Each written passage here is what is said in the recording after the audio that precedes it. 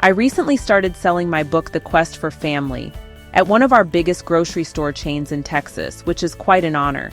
It is like peering through the looking glass to be on the outside watching the scrimmage of families and people as they all scatter and run in the business of life, gathering their own necessities. Let me say, I am from America and our grocery stores are ridiculously big. I know this because I have traveled to other countries such as Brazil, Central America, Mexico, Europe, Egypt, China, etc. I know other countries have markets that are very large, but those I would classify differently as they may have vendors, homemade goods, or be somewhat of a marketplace with each individual's personal livelihood of goods on display for sale. In Texas, we don't just have one central grocery store, we have many. Only a few miles or kilometers between each one, both Mr. and Miss Grocery selling their competition, vying for your attention. It's not too hard to be overwhelmed when walking into one of these antiquities of goods as your eyes encapsulate the towering rows and columns of what we now classify as food. Let's be honest, the difficulty is in identifying with the truth in what and how much of the food or food groups we should be eating, or better yet, what are the food groups? Can people still identify them? We always say in the world of nutrition, the best place to be is on the outside or outer ring of the store.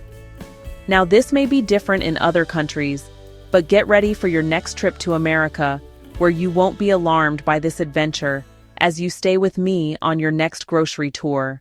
The layout for food is well planned and strategically placed. Usually, one entrance will start the lineup of many fruits. All kinds, colors, sizes, shapes, textures, as they take us on a local and international journey. Besides the well-known and highly famed fruits such as watermelon, bananas, apples, oranges, and berries, have you tried something new lately? The sweetest texture and color from a faraway land? I say that we are gaining more and more access to fruits from other countries, which I absolutely love, because it brings back the happy times from my travels of tasting those fruits of other countries. Amazingly now, we are obtaining access to uncommon fruits grown in America, like red dragon fruit, pomegranate, loquat, kumquat, guava, persimmon to list a few tropical delights.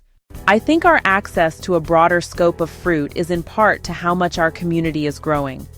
Growth and diversity, as many families and countries are joining us in unity, thus in return increasing the demand for these delectable delicacies. When was the last time you tried a new fruit outside of your common circle?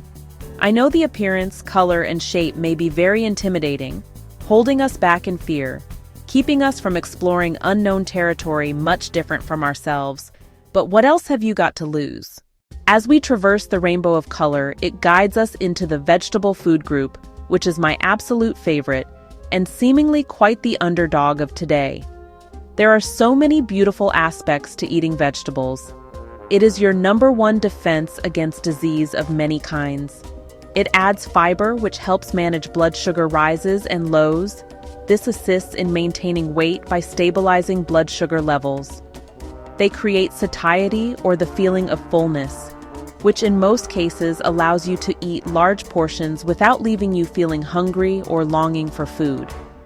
They contain water-soluble vitamins, which have to be replaced daily as the term specifies, water. They leave your mind satisfied, like finishing the summary to a good book.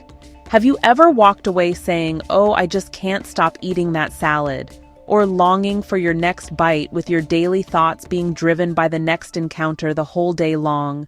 Common classes of vegetables vary in color, texture, and taste, such as your salad leafy greens, which include lettuce, romaine, mixed greens, and spinach to list a few. The cruciferous family or broccoli, cauliflower, kale, Brussels sprouts, and cabbage. By the way, my grandma made cabbage like no other. It must have been the special frying pan that carried the multi-years of tradition and taste. The root family, otherwise known as sweet potato, red and white potatoes, and yams.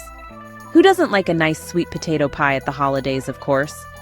Well, that might just be something made in America, but faraway lands must be challenged to try it for sure. Gourds such as pumpkin, and different squashes, the onion family, and fresh herbs to list many. You might ask, why do I need to know the classes and family name of groups of vegetables? Most people only think of vegetables in one group. The truth is, each family and class of vegetables provide a different range of nutrition that the body needs. They are very seasonal and grow what our bodies need for each season. If one only eats a few vegetables from one class or family and say they eat their vegetables, they are really missing out on a lot of naturally packed nutrients that fight for our body's defense to prevent disease. I feel it is very important for people to meet and get reacquainted with our first love. After all, man first came from the garden. Well, in some culture beliefs anyway. It's time to get back to our roots of basic eating, and not to mention, many of these can be grown in your own gardens. We will continue the grocery tour on our next session, so stay tuned. In the meantime, here is your action plan for the day. Today is your day for stars. Looking at your daily food recall from the last time we met, how many people can say they eat 5 fruits or vegetables a day? If so, give yourself 5 stars in the comments. If you are eating 4 fruits and vegetables a day, 4 stars, 3 servings, 3 stars, and so on to 0 if not all. Don't be shy if you are at 0. This channel is for you too. Help you grow into a healthy eating lifestyle and working toward a more permanent life change. If you are at 5 servings per day, give yourself a pat on the back. Oh, and bonus points if you can list your favorite fruits or vegetables so we can all learn from each other. Till next time. I am Jessica Clancy Strawn Media, kidney wellness registered dietitian and community advocate in Houston, Texas, and author of The Quest for Family. Please like and follow for part 2 of the grocery store tour and more nutrition information.